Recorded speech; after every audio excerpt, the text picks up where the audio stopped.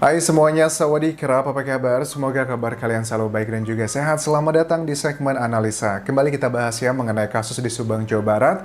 Di video kali ini kita bahas adalah mengenai fakta hukum versus opini publik. Pasti kalau kita tanya pertanyaan ini ke penyidik di Polda Jabar, pada saat netizen kan sekarang semuanya kayaknya beberapa kali pun juga sudah kita bahas ya pada saat aku ngobrol dengan Dr. Hastri yang merupakan salah satu ahli yang diterjunkan dalam kasus ini ya pada saat di channelnya Denny Darko.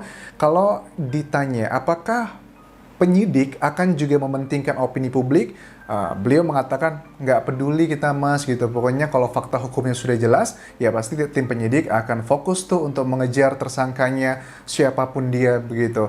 Tapi kalau kenyataannya setelah kita ngobrol itu kan beberapa bulan yang lalu, kita cek lagi sekarang sudah memasuki bulan kelima, kok kayaknya semakin banyak masyarakat dan juga netizen yang sepertinya tidak begitu percaya tentang opini publik yang tidak dijadikan perhatian juga oleh penyidik, terutama untuk kasus di Subang ini. Awalnya banyak yang percaya bahwa aku tuh yakin banget lah sama Polda Jabar ataupun juga Polres Subang ya saat itu, bahwa apapun opini publik sekarang kayaknya nggak usah khawatir deh, fakta-faktanya sudah jelas, fakta hukumnya pasti orang-orang tersebut tidak bisa lagi berkelihat. Tapi kok sekarang semakin banyak juga nih netizen yang kayaknya aduh anjas, kayaknya sih sudah walaupun seberapa banyak fakta hukum yang terkumpulkan, tapi karena sudah ada opini publik ke beberapa orang yang dinilainya nggak mungkin dia melakukan hal seperti itu. Dia itu kan orangnya bla bla bla bla. Itu kan opini gitu kan ya. Nah mungkin kan juga tim penyidik, ya kalau ditanya sih pasti mereka akan mengatakan kita tidak akan terpengaruh dengan opini publik. Tapi pada faktanya, kok sudah ada nih, pada saat kita ngobrol dengan Dr. Hastri kan di channelnya Denny Darko, kita tanya di situ, apakah Dr. Hastri yakin ini kasus akan terungkap? Beliau mengatakan yakin sekali.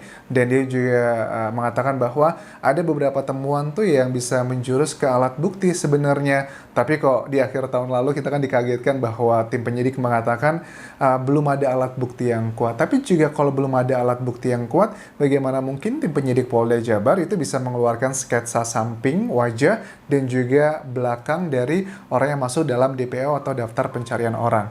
Nah, kalau alat bukti ini sendiri kan sekali lagi alat bukti kan contohnya misalnya kayak keterangan saksi, keterangan terdakwa, keterangan ahli, surat, dan juga petunjuk. Itu adalah kategori alat bukti, ada 5 yang aku ketahui. Dan dari kelima ini kita hanya dibutuhkan 2 saja, 2 alat bukti untuk menentukan satu tersangka. Apakah yakin dengan 7 ahli yang telah diterjunkan dengan Polsek, Polres, sampai Polda Jabar sendiri itu sudah melakukan penyelidikan sampai juga ke Mabes Polri, tapi belum ada 2 alat bukti tersebut?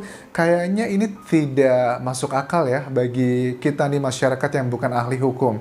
Kita yang bukan ahli hukum aja melihatnya ada hal yang aneh gitu. Apa kabar dengan mereka yang jago di bidang hukum? Apa kabar dengan anjing pelacak, dengan tes kebohongan, tes kesehatan, dan sekali lagi tes kebohongan ini kan juga menjadi kategorinya juga bisa menjadi petunjuk kan ya, dan ada berbagai tes lainnya yang mungkin tidak kita ketahui dengan pemeriksaan yang sudah ratusan kali kalau ditotalkan dari ke-65 saksi. Nah, fakta hukum dan opini publik adalah 2 hal yang seharusnya tidak bisa berhubungan secara langsung begitu, tapi kenyataannya kita melihat kan ya, bahkan sempat ada Hotman Paris pada saat membahas dulu kasus tentang kasusnya cyanida. Hotman pun pernah mengatakan, kalau saya menjadi ibunya Jessica, saya akan nangis-nangis di depan media massa, pastikan orang-orang, Pak Polisi, semuanya akan terenyuh gitu kan ya. Itu adalah salah satu cara untuk menggiring opini publik. Dan apakah menurut kalian, ada orang-orang yang menurut kalian, ada banyak nih anjas beberapa alat bukti yang dinilainya yang sudah bocor di media massa, mengarah ke beberapa orang, terus juga orang-orang tersebut mulai memainkan opini publik untuk mencari simpati dengan hal-hal yang dimilikinya. Ya, kita harus tahu juga ya, Profesor Adrianus yang merupakan pakar di bidang kriminolog juga mengatakan yang namanya kasus kejahatan itu kan tidak selalu masuk dalam pikiran logika. Jangan mentang-mentang jangan mentang-mentang dia tidak berada dalam kondisi ekonomi yang baik, otomatis hatinya pasti suci, bersih. Mentang-mentang dia wajahnya mungkin tipikal orang yang sangat baik hati, kalem, lembut, tidak mungkin dia melakukan hal seperti itu. Karena hal-hal seperti itu kan sifatnya subjektif, dan sekali lagi, kasus pembunuhan kan tidak selalu memakai logika. Kalau kita lihat di beberapa kasus di Indonesia saja gitu, misalnya kayak di Lampung begitu, ada anak yang melakukan pembunuhan, dan alasannya ternyata hal yang sangat simpel begitu. Alasannya hanya karena sakit hati, dipanggil kalau nggak salah tuh dipanggil dengan kata-kata yang sifatnya melecehkan dirinya. Hanya dengan alasan seperti itu dia mampu melakukan eksekusi seperti itu. Ataupun juga kasus yang lainnya, mereka mampu melakukan aksi pembunuhan hanya karena dibayar dengan uang beberapa puluh ribu rupiah. Nah, ini kan juga salah satu contoh teman-teman ya, bahwa memang kasus pembunuhan di latar belakang ini pada umumnya adalah dari 3 hal. Pertama adalah karena sakit hati, asmara, dan juga masalah konflik sosial ya, konflik sosial, sakit hati maksudku, asmara, dan juga harta lah. Itu adalah pada umumnya terjadi. Tapi kan dari ketiga hal ini juga kan skopnya, jangkauannya sangatlah luas sekali begitu. Nah, aku sih mencium aroma bahwa kita nggak bisa menutup mata. Kita akan fokus sekarang ke saksi-saksi yang memang sudah sering muncul di media massa ataupun juga di channel YouTube dengan berbagai macam channel mereka gitu. Orang-orang yang mensupport mereka, misalnya dengan Danu, terus juga dengan Yoris, dengan juga Yosep, Bu Mimin. Itu adalah saksi-saksi yang menurut aku juga sudah sering muncul di media massa, bahkan juga YouTube yang dimiliki oleh perseorangan begitu. Itu sih menurut aku salah satu indikasi mereka pun juga sama. Mereka ingin menciptakan opini yang baik terhadap mereka. Apakah itu salah? Tidak sama sekali, tidak salah. Yang salah adalah netizen kita. Kenapa bisa seperti itu, Anjas?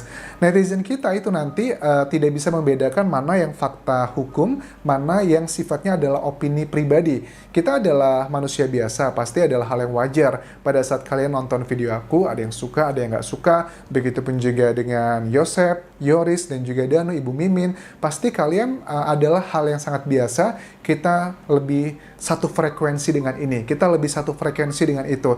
Tapi pada saat kita ngomongin soal fakta hukum, ya kita harus kesampingkan rasa subjektivitas tersebut.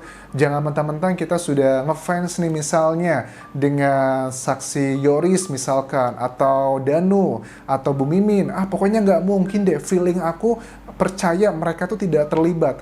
Alasannya apa? Feeling. Padahal kita bahasnya dalam masalah hukum atau fakta hukum sendiri.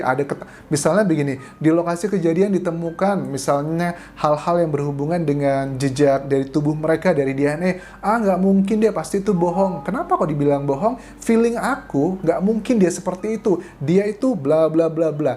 Nah, ini adalah yang bahaya, dan ini menurut aku juga menjadi salah satu indikasi yang menjadi salah satu kendala ya penyidik Polda Jabar untuk tanda kutip sepertinya tidak pede, tidak berani mengumumkan sebenarnya ada beberapa orang yang sudah diketahui ada indikasi ke sana ke sini, tapi tidak mau diungkapkan sekarang. Mungkin saja karena ada ketakutan dari opini publik. Ya, kita pasti, sekali lagi aku bilang lah, yakin sekali kalau penyidik ditanyakan apakah opini publik akan mempengaruhi fakta hukum ataukah mana yang lebih penting, fakta hukum atau opini publik, pasti akan dijawabnya fakta hukum adalah segalanya. Tapi pada kenyataannya, kalau memang fakta hukum adalah segalanya, pernyataan Dr. Hastri pun di channel Deddy Darko sudah mengatakan bahwa sebenarnya sudah ada beberapa temuan yang bisa dijadikan alat bukti. Itu kan sudah bisa sangat kuat sekali, tapi kok tim penyidik Polda Jabar di akhir tahun lalu mengatakan belum ada alat bukti yang kuat. What's going on? Apakah ini gara-gara opini publik? Apakah gara-gara netizen kita gampang sekali tersetir sebagian begitu untuk membawa background cerita-cerita hidup yang mellow kemudian dijadikan topik, dan di situ membuat orang tersebut yang walaupun diduga dia ada yang terlibat atau tidak, kita sudah suka ya, pokoknya suka aja. So, tujuan aku ngebuat video kali ini adalah aku hanya ingin mengencourage teman-teman ya, netizen. Kita boleh suka dengan siapapun gitu kan ya. Siapapun tuh kita boleh suka dan kita nggak suka. Tapi pada saat kita ngomongin soal hukum, please hilangkan rasa suka dan tidak suka kita itu, dan kita fokus pada fakta-fakta apa yang sedang diperdebatkan. Memang tidak semua fakta itu akan merujuk kepada kebenaran, tapi yang yang namanya kebenaran itu adalah kumpulan dari fakta. Jadi sekali lagi ya, semua fakta itu tidak selalu merujuk kepada kebenaran, tapi kebenaran itu adalah kumpulan dari berbagai macam fakta. So, caranya bagaimana untuk mengawal kasus ini? Ya, kita kesampingkan rasa tidak suka atau rasa suka kita lihat fakta-faktanya seperti apa. Baru kita bisa make sense, kita bisa masuk akal. Oh, kayaknya nggak mungkin deh, walaupun dia terlihatnya seperti ini, karakteristiknya seperti ini, tapi kok fakta menunjukkan dia ada di lokasi misalkan, atau dia ada jejaknya seperti ini, ya itu adalah fakta dari hukum yang harus kita hargai, dan kita sebagai orang yang mengamati kasus ini, dan juga mengawal kasus ini, jangan hanya karena suka dan tidak suka aja kita lantas membelanya. So, kita nantikan apakah pernyataan dari penyidik Polda Jabar yang kalau kemungkinan ditanya apakah fakta hukum dan opini publik mana yang lebih penting, kemungkinan besar jawabannya adalah fakta hukum. Apakah ini benar atau tidak, kita akan lihat di awal tahun 2022 ini. Apakah mereka akan sanggup untuk mengungkap siapakah tersangkanya, walaupun mereka sudah mengeluarkan DPO atau daftar pencarian orang dengan sketsa dari samping serta dari belakang orang yang diduga sangat kuat terlibat dalam kasus ini. Kita nantikan seperti apa. Thank you very much for watching this video. Tinggalkan komentar kalian dan juga tinggalkan like serta subscribe channel YouTube ini. Hope and kerap semuanya. Bye-bye.